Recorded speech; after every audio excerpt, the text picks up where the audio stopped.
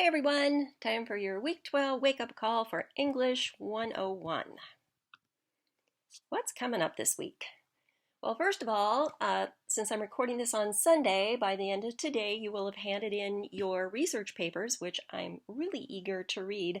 I'll get to those as quickly as I can, but now we're moving on to project number 4, which I think a lot of you will really enjoy.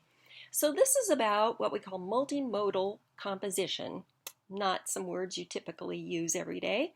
And so start out by watching a video that gives you some background on what this word, this concept, or this thing is. You have chapter 11 in your textbook, The Academic Writer, which is about strategies for composing in a multimodal way. So please read that by Wednesday.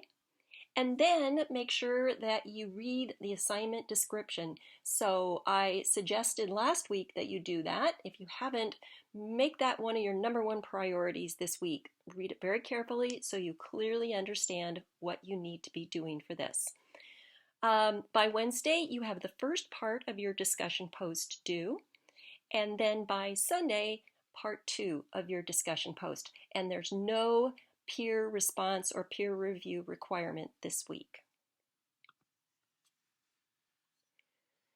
Let's talk about your assignment. I just took a little screenshot there of part of the instructions. So what you're going to do in a nutshell is you're going to use exactly the same topic that you did for your research paper, and you're going to use the same sources. Now, if you want to go out and find another 1 or 2 sources, that's absolutely fine. I don't mind at all. But you're not launching a whole new research effort here. You've already done that in the last few weeks. The key thing is, though, you're going to be choosing a new and different audience for this particular project. So your research paper, your audience obviously was me and your peers in the class. Okay, those are not going to be the audience for your multimodal project. Let's see, in a minute I'll show you some examples of things that you might choose to do, but here are the key takeaways. Same topic as your research paper, same sources, different audience, and then after you've identified the audience, you're going to choose that mode or medium that will best connect with them.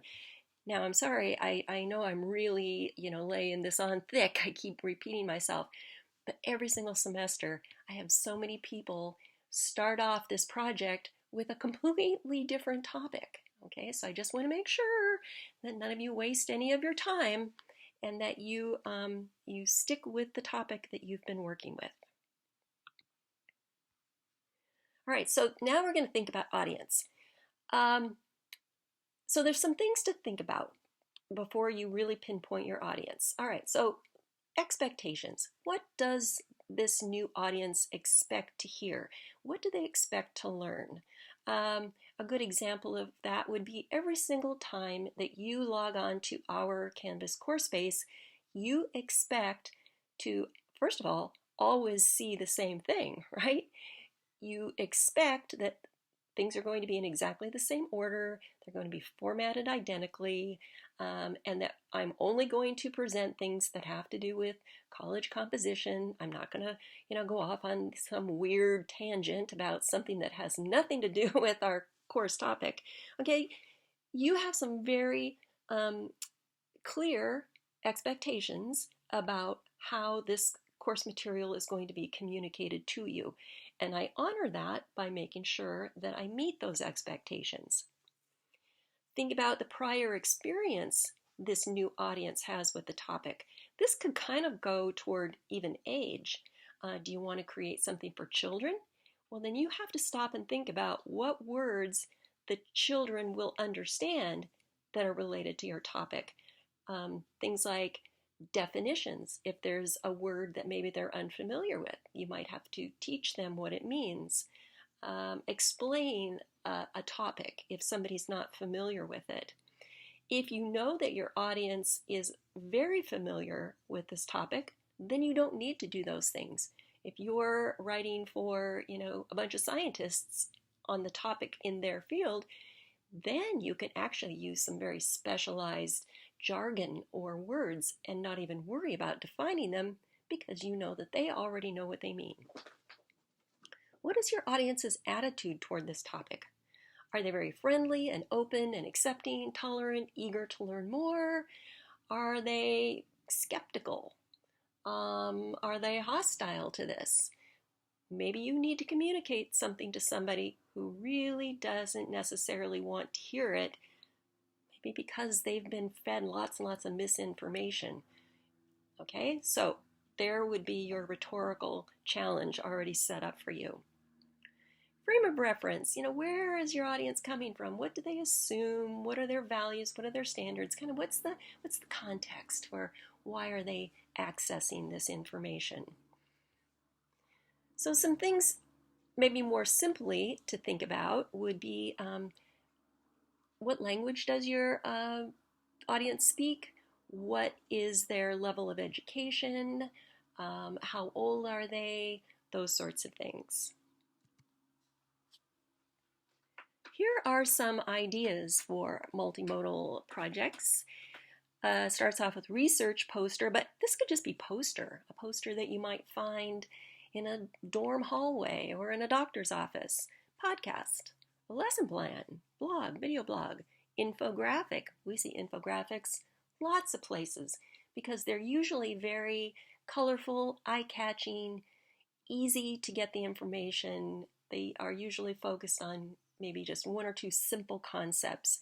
Really a useful way of communicating information. Newspaper article, website, advertisement, storybook, maybe an op-ed piece, artwork. Create a comic. I've had people do that. That's great fun. Let me give you an example of a student from last semester who wrote a phenomenal paper about the Grand Coulee Dam. And she approached it through a personal perspective. Her family has been farming in that area for, I believe she said, 4 generations. And their farm was very reliant on water that was produced as a result of the Grand Coulee Dam. But her paper also covered some of the concerns that maybe environmentalists or scientists had raised about dwindling salmon stocks, because the dams are impediments to salmon migration, and many other things. It was just an extremely well-researched, well-written paper. For her multimodal project, she wanted to write a children's storybook. I was a little skeptical that she was going to be able to do this. How do you take this really, complicated, fairly scientific topic and make it into a children's book? She did a beautiful job. She took all of her key concepts. She wrote them in like rhyming couplets. She had the rhythm and rhyme just perfect.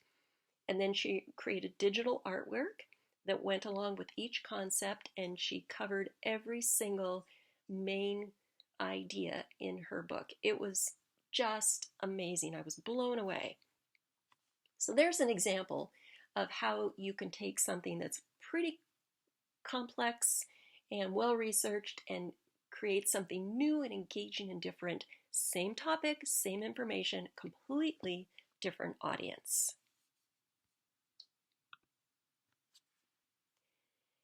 And here is an example. I just found this online.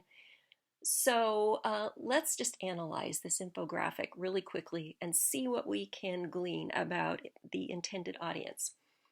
All right, so right away I see there the title, 5 Misconceptions About Face Masks.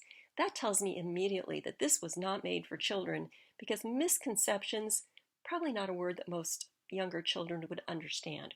Okay, so now I know it's for adults.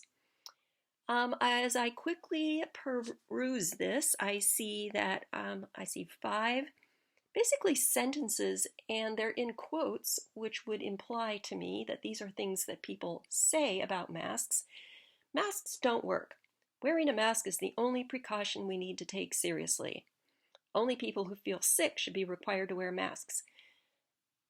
That right there tells me that this infographic was designed for people who maybe are not entirely hostile to masks, but are not exactly open and eager to wear masks, and maybe have read a lot of misconceptions about masks, maybe have been told things about masks that aren't very accurate, and so they're trying to dispel some of those things. And so they start out with the actual quote that somebody might say, and then just a very small little bit of text there, which kind of refutes that statement. So masks don't work. Masks capture and diffuse the distribution of virus-spreading droplets. Okay. Well, another thing right off the bat I should have said was obviously this is for English speakers. Okay? If I wanted to target a different demographic that spoke a different language, clearly I would need either to help somebody translate it, or I could actually create something that had no words at all, just pictures and color and things like that. And so those are some things to think about. I also see a few pictures that sort of add to the meaning. I see 3 people at the top that are each wearing a different kind of masks, and then it demonstrates how to properly wear them. And then down there in the lower left-hand corner, it looks like 3 small illustrations that give some other information about things to do to prevent the spread of the COVID-19 virus. So I'm not going to argue that this is the best designed infographic out there, but it's eye-catching, it gets the job done, and for this demographic, it would, if somebody stopped to actually read it, they probably could learn a little bit from it and maybe even be persuaded to wear their mask. Just to recap here, so this is what you need to do this week. Start out, read that chapter. You also have that video to watch. Think about your multimodal project. What would you like to create? Who would you like to create it for? Wednesday, do part 1 of the discussion post, and Sunday, post part 2. Okay, I am looking forward, as I said, to reading your research paper, and I'm really looking forward to reading or looking at your multimodal projects. Okay, that's it for this week. Let me know if you have any questions, and I'll talk to you next week.